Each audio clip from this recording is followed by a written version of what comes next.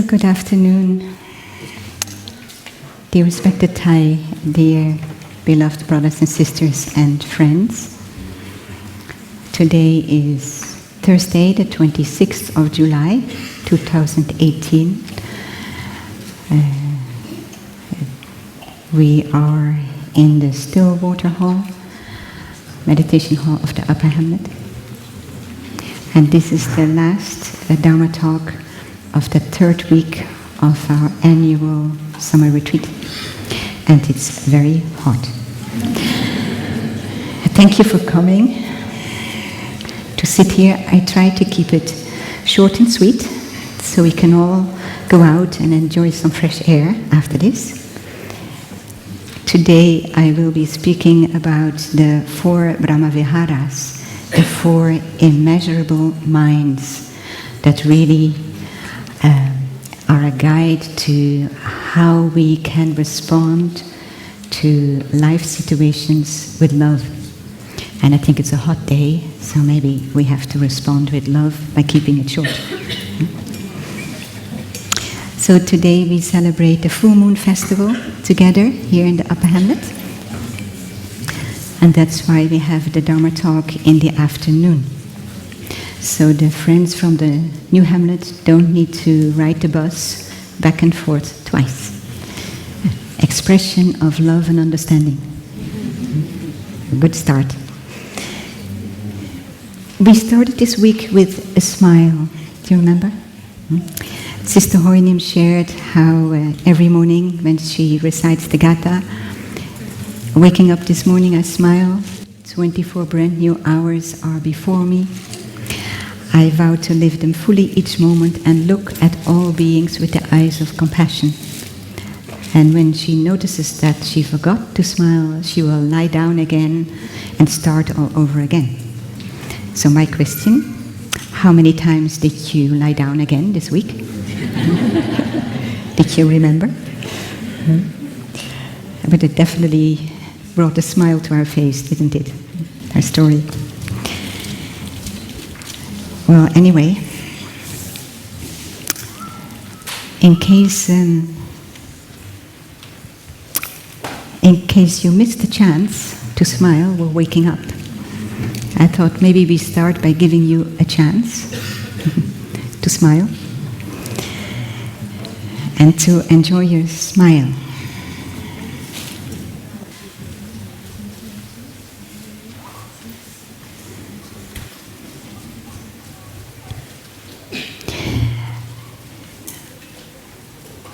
A smile makes us feel better straight away, whether we are the ones who receive it or the ones who offer it, or the ones who just smile because why not?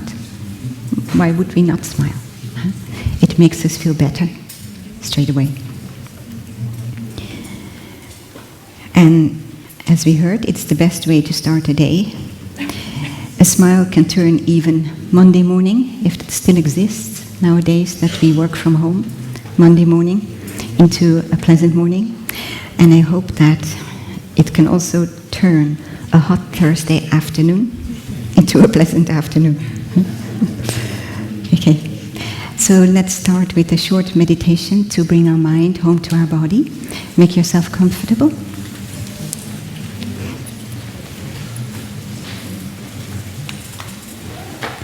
And let's bring some loving kindness to ourselves by, during the meditation, going through our body, and whenever we encounter a feeling of tension, to, on the out-breath, to relax the tension, to soften it, and to smile to it, to say, I know you're there, yeah.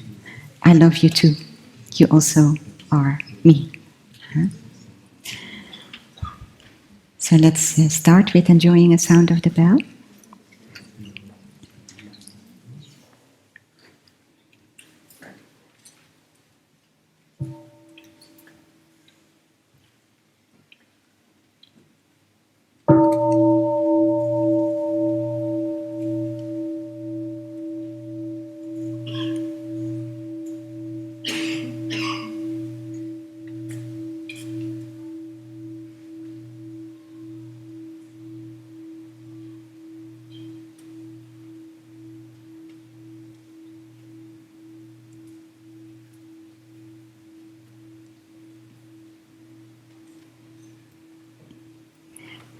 Let us become aware of the air as it flows into and out of our body.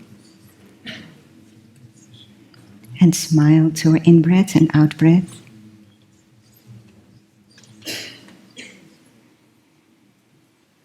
Knowing that we are alive in this moment.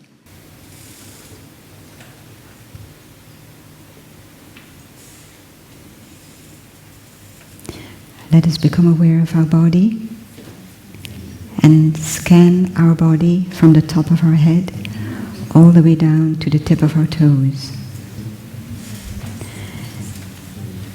And we sweep along any tension we may find on our way.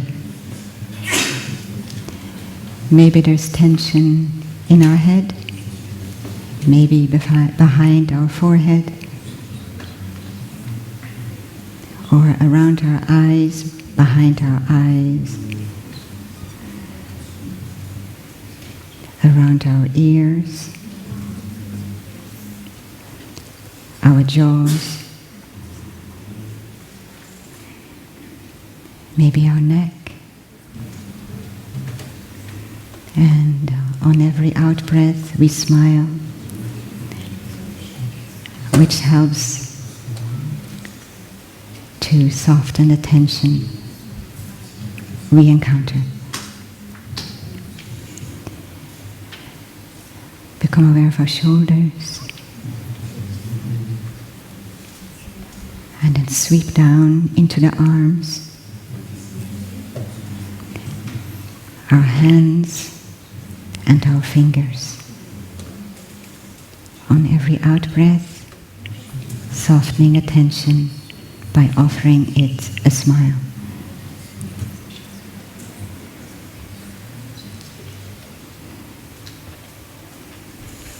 We sweep down our trunk, our back, and our front. And then the lower part of our body, the buttocks and the abdomen, softening any tension we may find in the buttocks or in our abdomen by offering it a smile.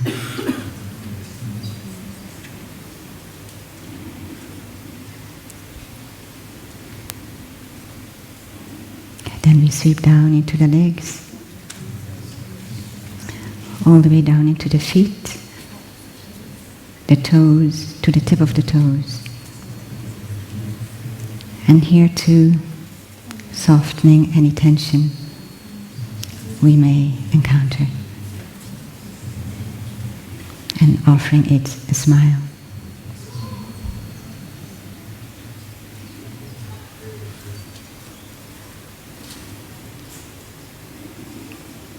Now become aware that we have arrived on our chair or on our cushion or on the ground, if you're sitting on the ground.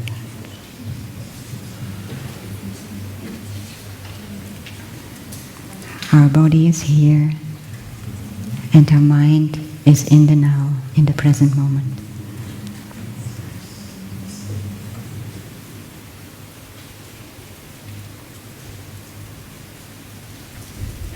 Body and mind relaxed.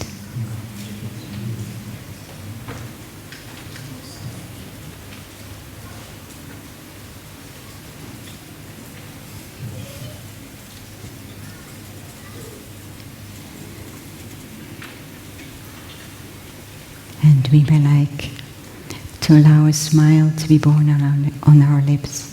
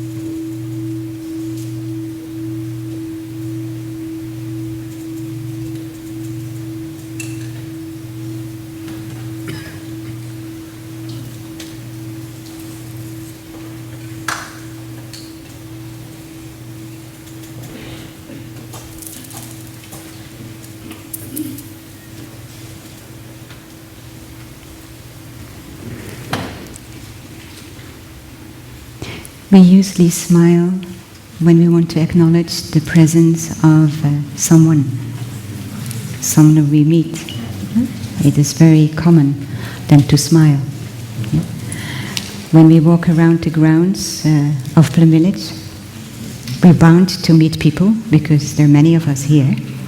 So we have a lot of opportunities to smile throughout the day. Smile or a nod of the head, something like this. In some cultures they do that. But a smile. And at home, when we walk in the street and we meet a neighbor, we also smile, even if they are on the other side of the street. Or maybe we wave as well. But often we just smile. Also to let them know, I see you. I see you. I acknowledge your presence. And this is very important.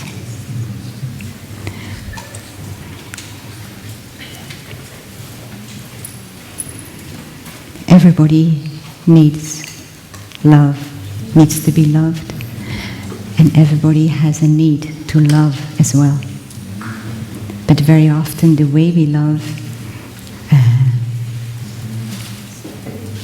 ends up imprisoning the other person. Yeah. And also ourselves. So how can we love and be free at the same time?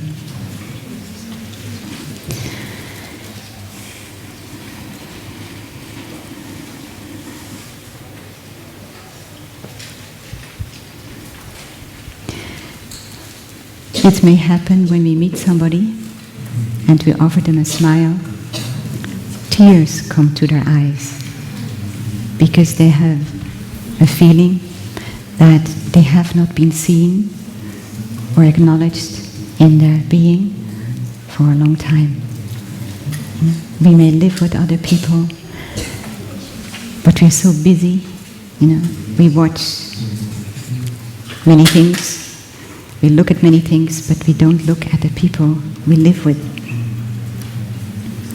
We already heard it this week, but it also strikes me every time I, for instance, travel and I'm in the lounge, departure lounge. There are many people and they're all sitting with their gadgets. And when I come in, last time when I came into the lounge, I tried to guess who was with who. It was quite difficult because they're sitting with their back to each other doing this, and I thought, I don't think they came together. But when it's time to board, they speak to each other and they go off together to board. I said, oh, apparently they did come together. But it's difficult to tell.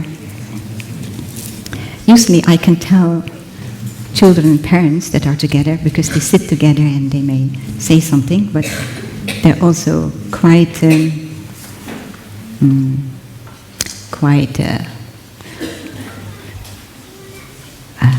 immersed in whatever they're doing with their gadgets. And this is such a pity, because the most precious thing we can offer each other is our true presence. And when we sit in a lounge, a departure lounge, a waiting room, well, we have nowhere to go, nothing to do until we board the plane.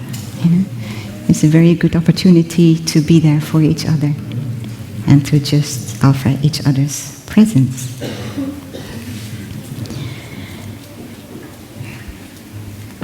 Thai gave us a mantra that says, I am here for you. So this is not a mantra in Sanskrit or some other language. This is a mantra in colloquial language. I am here for you. In French, je suis là pour toi. And you can translate it in your own language. And to go to our loved ones and first bring our mind home to our body, as we did just now, to be truly present, and then say, darling, I'm here for you. And then I leave it up to you to discover what happens after that. And then you can let us know next year. I am truly here for you. You know? To hear, to listen, to understand. True love comes from understanding, and in order to understand, we need to listen carefully. We need to listen what is being said in between the lines. At the beginning of the week, we chanted Namo Valo Kiteshvaraya. We invoked the name of the Bodhisattva Avalokita, who has the capacity to listen and also to hear what is being said and what is left unsaid. To really listen. Because our loved one or our friend, our parent or our child may be saying something in words, may be saying one thing in words, but their eyes may be saying something else. You know? So being present and looking into their eyes, maybe their body language, we will be able to hear what is being left unsaid, but actually what wants to be heard. Yeah? What wants to be heard.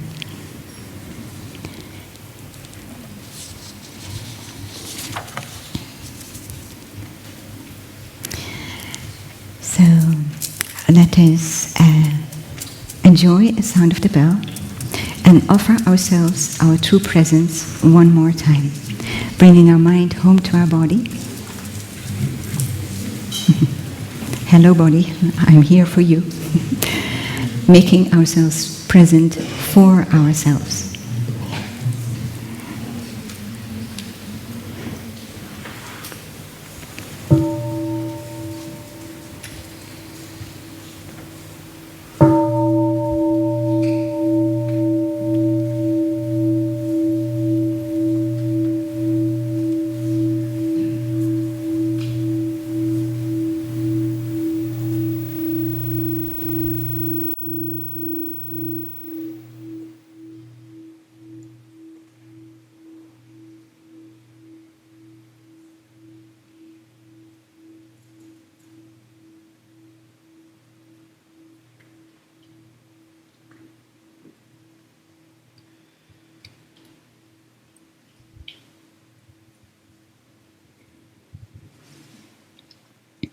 When I wake up in the morning,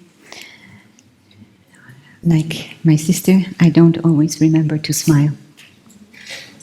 But I remember to smile in the morning better if I remember to smile before I go to sleep. So if you didn't remember to smile in the morning, try smiling at night and you may also remember better. But then when I get to the bathroom, I see a mirror. When I first came to Plum Village, we didn't have so many mirrors, but now we have more mirrors, so I have a chance to see myself. Some of you who've been coming for a long time remember this. I don't have any hair, I don't need to put on makeup and things like that. So I look in the mirror and I think, why should I look in the mirror? And I think, oh, I could smile at myself, why not? Hello. Good morning, how are you? Why not? You know? So that's what I do. Yeah. I forget to smile when I wake up. I remember when I look into the mirror. Try it. It's a bit kind of awkward in the beginning, like smiling at yourself, you know? But it's worth the while. If we're talking about true love, maybe we can start by loving ourselves. So the least we can do is offering ourselves a smile. Yeah? And saying, okay, I know you're there and I'm so happy. How are you today? When we smile, in the Gatha, we smile to the new day. In the Gatha is the little poem that the sister recited, waking up this morning, I smile. It's a little poem that we recite when we wake up in the morning. And we wake up in the morning because we want to water the seed of compassion in us. to look at all beings with compassion. And I thought, well, since I'm the first being to meet this morning, why not smile to myself? So we wake up and we can smile to the new day. This is a new day. And we could reflect, okay, how did I live my day yesterday? This is a new day. I can live it with a little bit more compassion for myself and for others. We smile to the people around us, our loved ones, smile to nature. Sometimes it seems much easier to smile to a singing bird or to a tree or to a flower than the person who's right next to us. However, the person who's right next to us is also a flower. And our smile will make her, him, them bloom. Yeah. So smile. So we can practice smiling to nature in order to develop the capacity of smiling. We also can smile to our joy as well as our suffering. And then we can just smile for the joy of smiling. Many years ago, this was before I ordained, but I already knew of the practice. I was walking down the street, and all of a sudden somebody stopped and turned around, and I thought, oh, maybe I know this person. So I turned around and said, do I know you? I said, no, such a beautiful smile. I said, oh, okay. And I thought, I didn't even know I was smiling, but I was smiling for no reason whatsoever. Just smile because I was feeling well, I guess. I was smiling. So we don't need a specific or a particular reason to smile. We can smile just like that. And sometimes, Thai said, sometimes our smile is born from love, and sometimes love is born from our smile. I like that.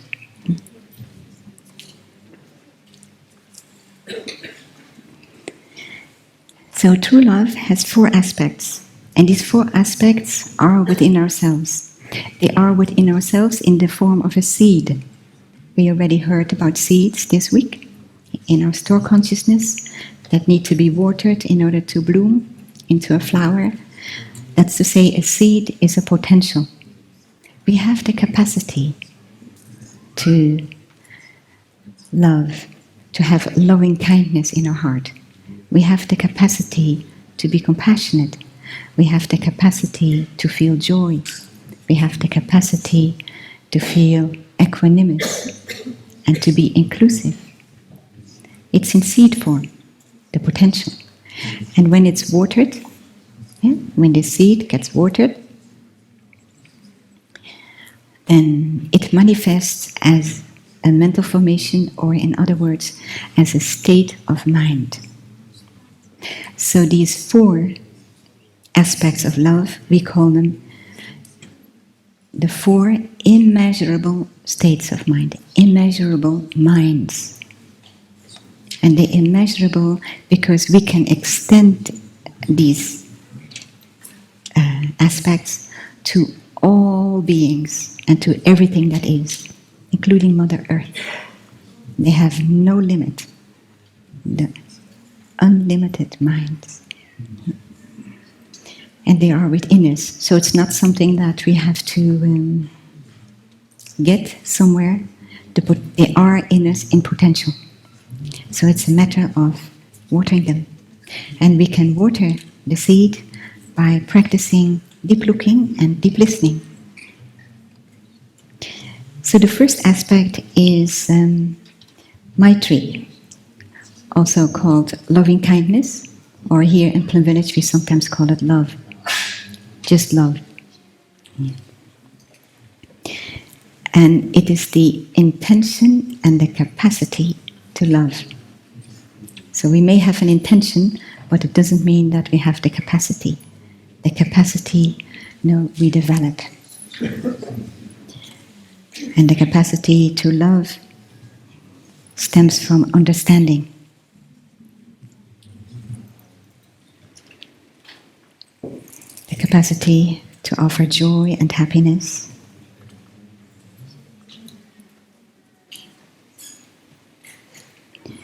In order to offer happiness to others, we have to understand them. We have to know their aspirations, their dreams, their hopes. What is it that they hope for in their lives? What is it? And sometimes our parents have had dreams for their own future as a young person, but maybe conditions were not sufficient for them to realize it. And then they hope, they wish so much that their children will be able to realize their dream. But we may have our own dream. It may not be the same. And although our parents want the best for us, actually we suffer a little bit.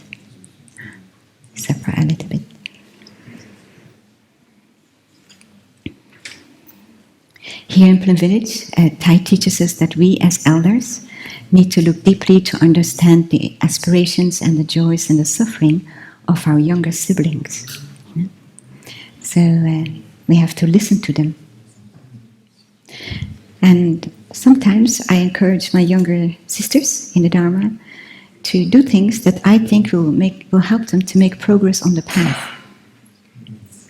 And it can cause them suffering.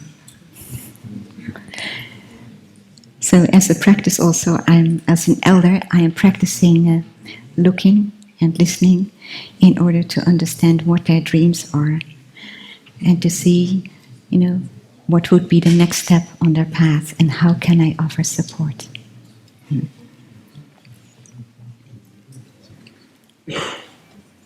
So if you...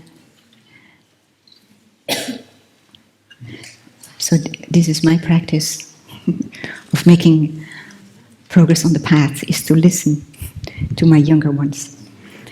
So here in Plum Village, we celebrate Christmas, and it's an opportunity to offer a gift to one of our sisters.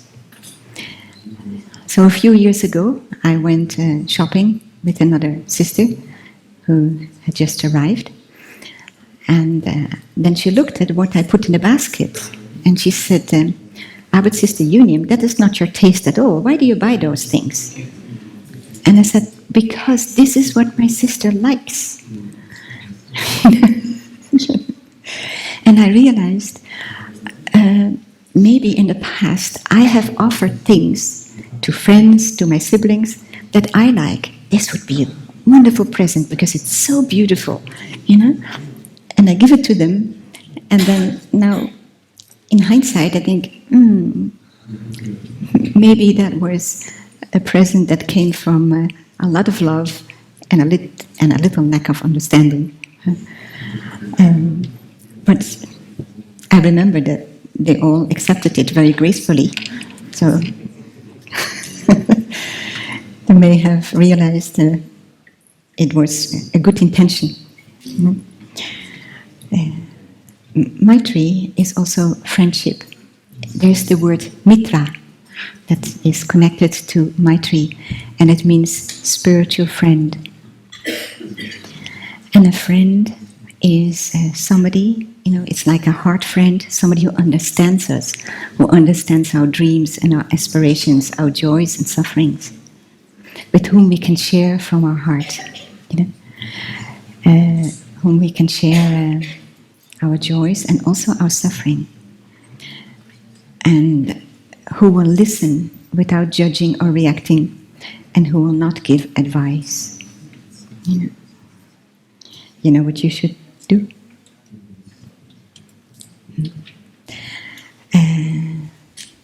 But also, it's on the path in our life, it's also that they can point out to us something that we don't see, and that it can point out to us that in a way that we can hear it. So to be a true friend, to be a friend on the spiritual path, it needs deep looking and deep listening and some understanding in order to point something out in a way that it can be received. Yeah? And also, I have noticed on my path, I have given some input, and it was not in a way that it could be received, although I give it with the best of intentions. So I'm becoming more and more mindful of how I give some encouragements. However well meant, it needs to be in the right way at the right time. Yeah. But when we have a spiritual friend whom we know very well, she can say a little bit more because we have this friendship that holds all this. And she can say, like one of my sisters said, well, you could look at the habit energy. One of your habit energies is sometimes you're quite impulsive. You react spontaneously to something, but it may not always be the right thing to do. And I said, oh, thank you, I will look into that. I know it came from her care. So having a good friend with whom we can share so that we can grow. Our heart can become larger, we can embrace more, we can find more happiness for ourselves and for others. So to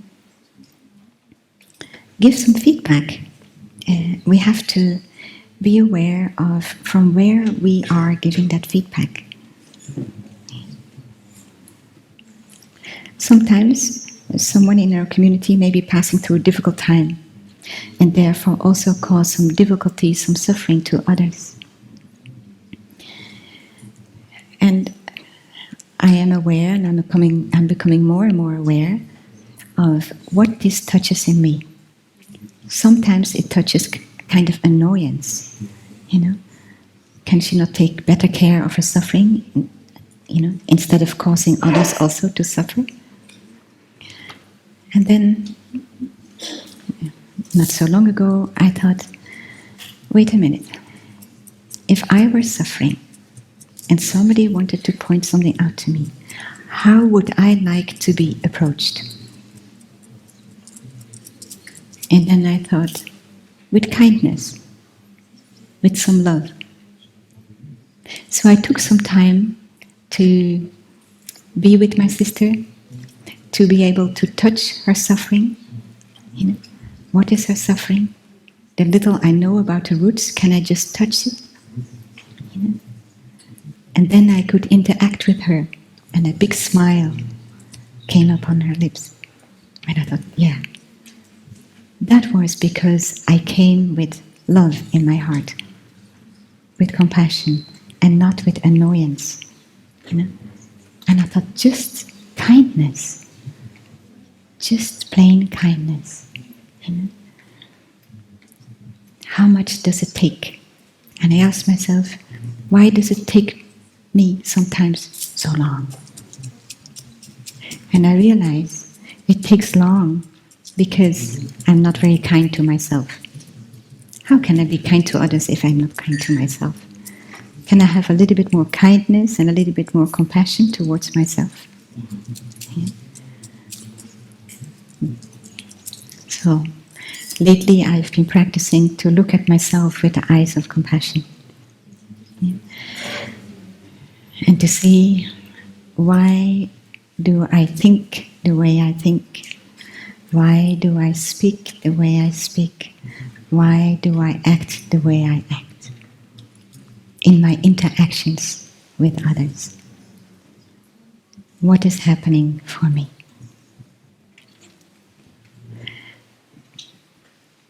And when I look and I see my shortcomings, maybe a little impatience, a lack of understanding, of myself also. Then, okay, can I just accept myself as I am? I am as I am because of many causes and conditions. Yeah. All the seeds that were watered in me during my lifetime, that I have allowed to be watered in me during my lifetime. Maybe seeds I've inherited from my ancestors. I want something to be solved quick. I'm very efficient. But that's not always the best way to approach an issue. You know? Sometimes need time. One time I went to Thai and I said, Thai, I would like to address this issue with one of the sisters. And Thai said, too soon. Too soon. You have to wait. And Thai told me sometimes Thai also has to wait for 6 months. And I thought, okay, let me walk in the footsteps of my teacher and practice waiting 6 months, at least, to see when is the time right. And I realized the time needs to be right in me. When I can approach with loving kindness as a spiritual friend, when I can approach with compassion, then the time may be right. It's not only the time for the other person, but for me, I have to be ready. So to offer time. So the second aspect of true love is karuna, compassion. It means the intention and the capacity to relieve the suffering. And first of all, our own suffering.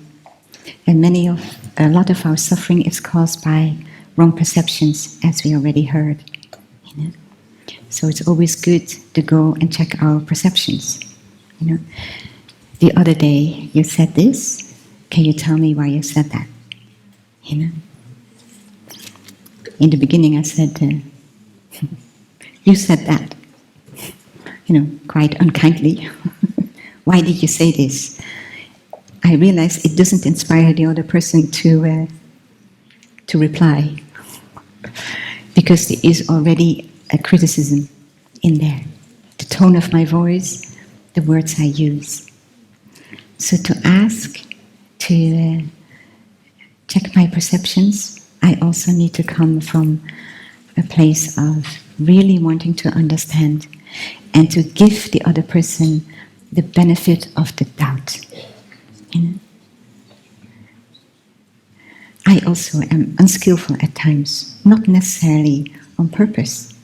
You know? And I also appreciate when somebody gives me the benefit of the doubt. So trust the other person will then be able to understand that sharing with us why they said something will help relieve the suffering in us.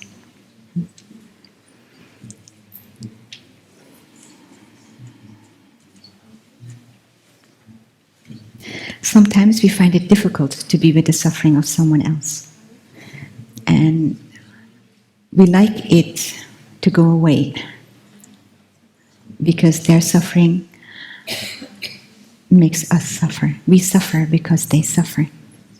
So we have the intention to help relieve their suffering, but actually underneath there is the wish that if they don't suffer anymore, then I feel better. So we're doing it with a self-interest. And my experience is, when I do this, it doesn't work. It just doesn't work.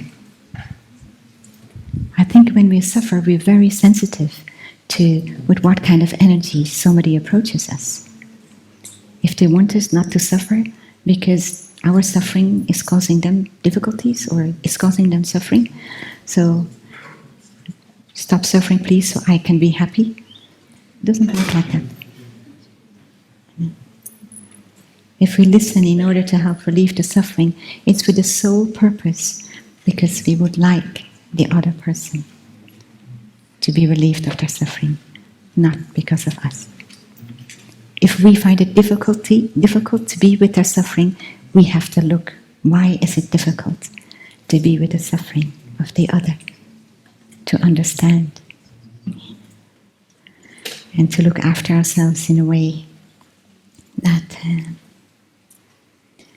we can take care of our suffering, and then maybe we are able to be with our suffering. At times, when we are with somebody who suffers, we just need to be with them, just sitting next to them, breathing, not being overwhelmed by their suffering, not being carried away by their suffering. And maybe just an arm around their shoulders, just to know that we are there for them, and that's all.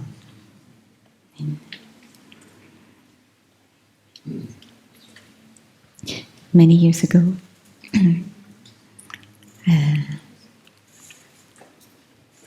I lived in a small center with some other monastics, and we had a neighbor, and the wife was ill, actually was dying.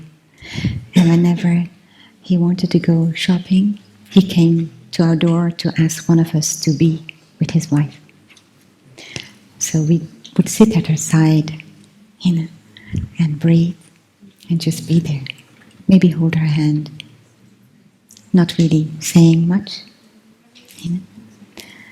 And one day he came again and he said, "Yeah, sorry, I always come to ask one of you because Lucy is so calm and peaceful when one of you is there." And I was, "Oh." So I spoke to the other sister and said, "What do you do?" And she said, "Nothing. I just sit there." I said, "So do I." And I asked her, "Are you afraid?" And she said, "No." I said, "But neither am I." So we could be with her fear. We could just be there. We didn't need to say much. And she was peaceful and at ease. So we don't always need words. Our presence, our true presence, is already healing and soothing. So maybe we can enjoy the sound of the bell and bring our mind home to our body so we can make ourselves truly present, especially present for ourselves. And maybe we do not need to say anything for ourselves, but just be there. Be with whatever is present in us.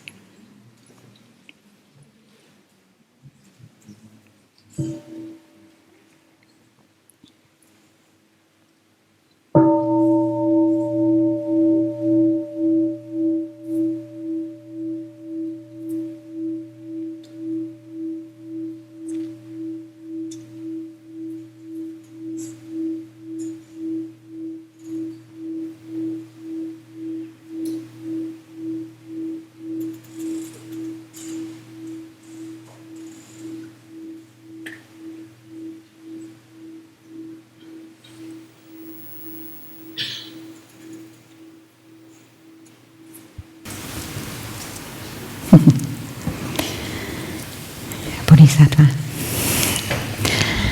As I was sitting here, I was saying, just be with the heat. And then I thought, but look at the people in front of me. It's much hotter there. You are surrounded by 37 degrees, many, and I have a fan. Yeah.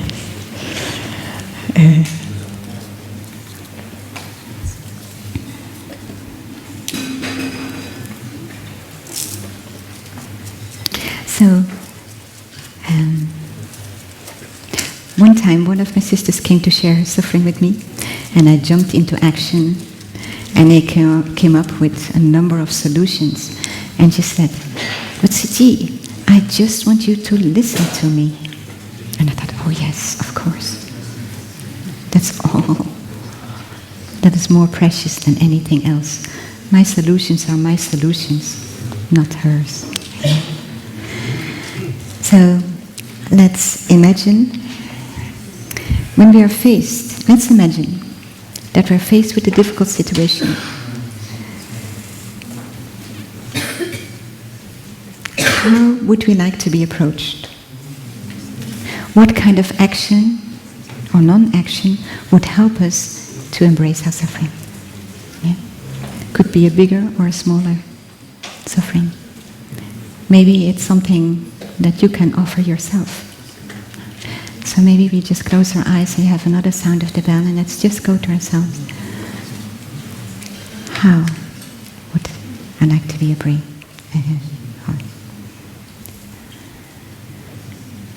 Would I like to be approached?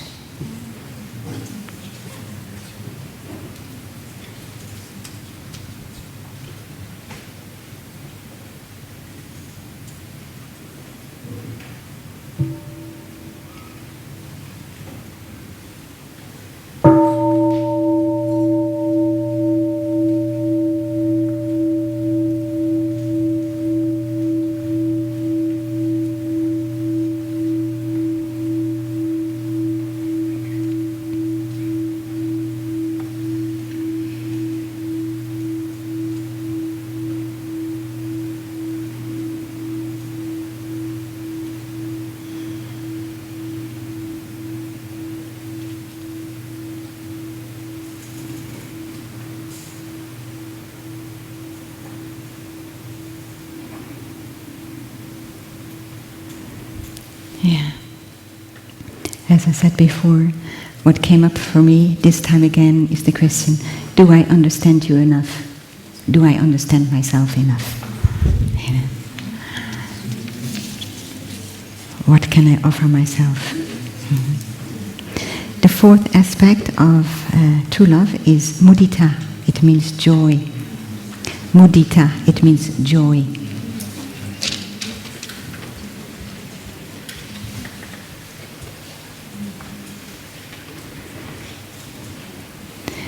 Joy and happiness born from letting go. Many small things can bring joy. Coming back to the present moment, we can nourish our joy with the beauty around us. We can nourish our joy with the presence of our loved ones around us. We feel the gratitude and the joy of their presence in our life. And the joy that is an immeasurable mind is the joy that is filled with peace and contentment. So it's not a joy that has excitement. It is this peace and contentment. And we feel this joy for ourselves and for others. It's also the joy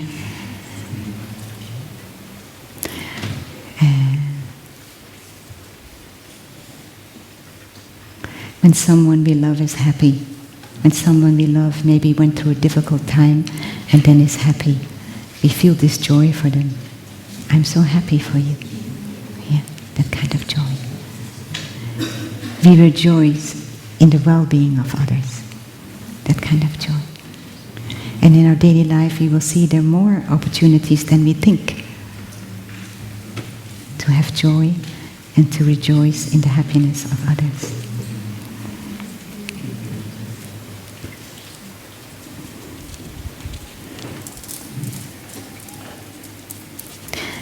And the last aspect of true love is upeksha. Upeksha. It means inclusiveness.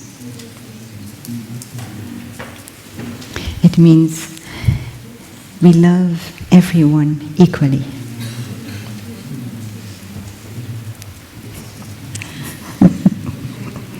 Yes, the ones we find easy to love and the ones we find more difficult to love. So as I said, we have the potential to do this already, right? It just needs to be watered. That seed needs to be watered in order to manifest as a state of mind. So if at the moment we say, well, to love everybody equally, to be inclusive, I'm not there yet, well, that's all right. Because we're still practicing. We're going in the direction. To love everyone equally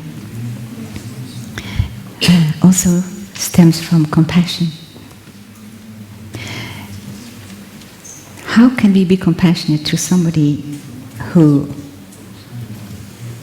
behaves in a way that causes suffering to other people?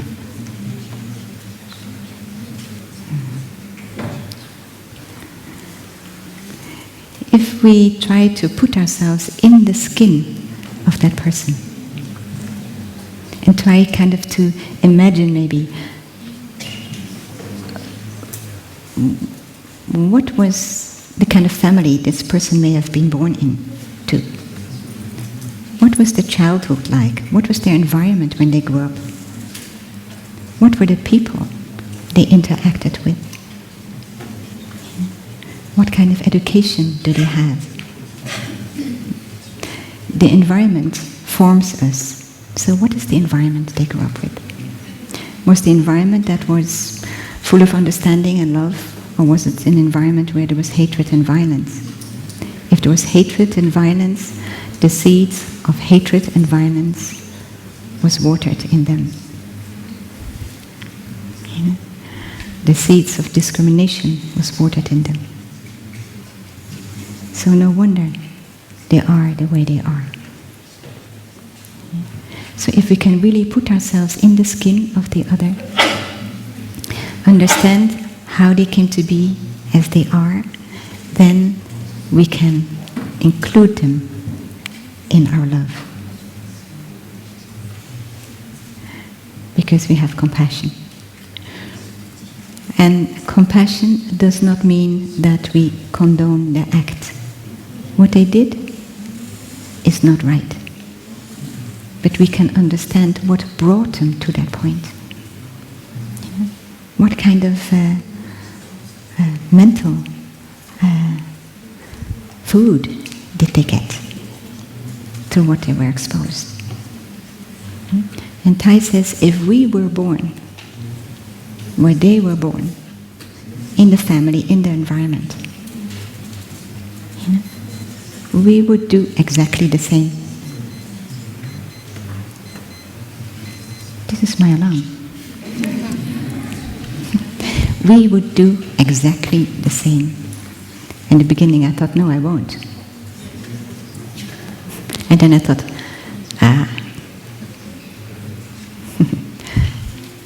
but then that means I'm not putting myself in the skin of the other person.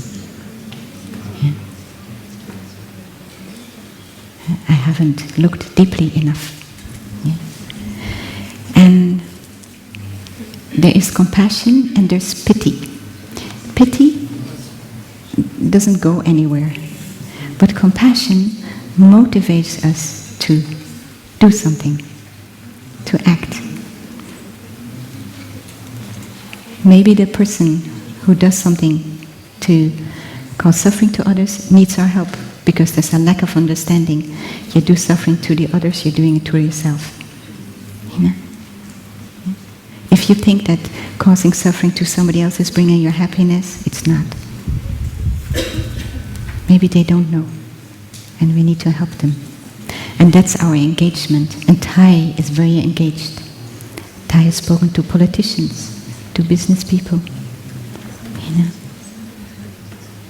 many countries, Thai has addressed issues that were happening in the country in order to help the politicians understand and the people to understand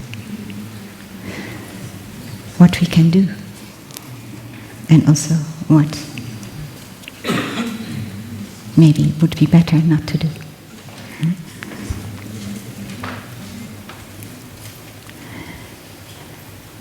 So, with compassion and understanding how things come to be, our love can become inclusive. And of course, as I said before, the foundation for that is, can we include ourselves in this love? With all our strengths, our weaknesses. Can we do that? So practicing, developing these 4 immeasurable minds is the best way to take care of ourselves, our loved ones, and all other beings. So they're not kind of tools that we have, oh, I think I need loving kindness here. Oh, I think I need compassion. Oh, I think I need joy or inclusiveness. No. Yeah. It is developing these aspects of love in ourselves so that we can respond to life from these aspects. And to bring these 4 aspects of love to mind every day. Yeah? To water the seeds, to remember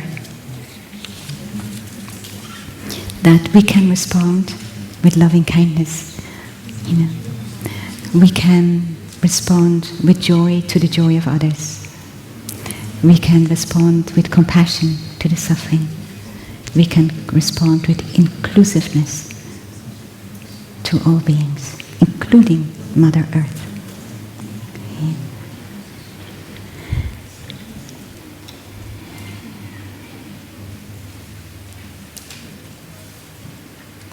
They become a state of mind. And when we bring them to mind often, the Buddha said, whatever we think about or ponder upon becomes the inclination of our mind, becomes kind of the way we respond to life. So we may like to look, how do we respond to life right now? Is it with fear? Is it with worries? Is it with anger? You know? Is it with love? How do we respond to life? And just to know and to say, okay, this is where I stand now. Practicing the 4 immeasurable minds, I go in the direction of responding to life with true love. It's not only to life, but also to individuals. The person who's right next to us, the person we hope to spend our whole life with. Can we have this mind of love towards them? This true love that is not centered on just ourselves. Instead of our love being like a cage, robbing our loved one of their freedom, our love is wide, embraces all aspects of them. You know, our loved one, maybe we can think of our loved one as a nice breeze that you hopefully will experience soon.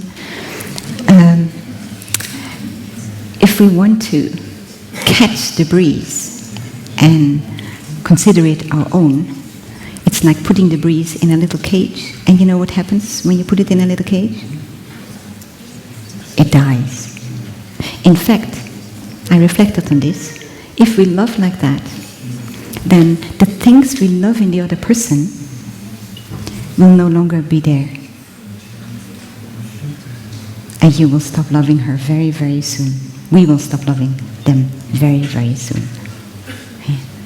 So let's infuse our minds with these 4 aspects of love so that we can love, be loved, and offer true love to ourselves and others.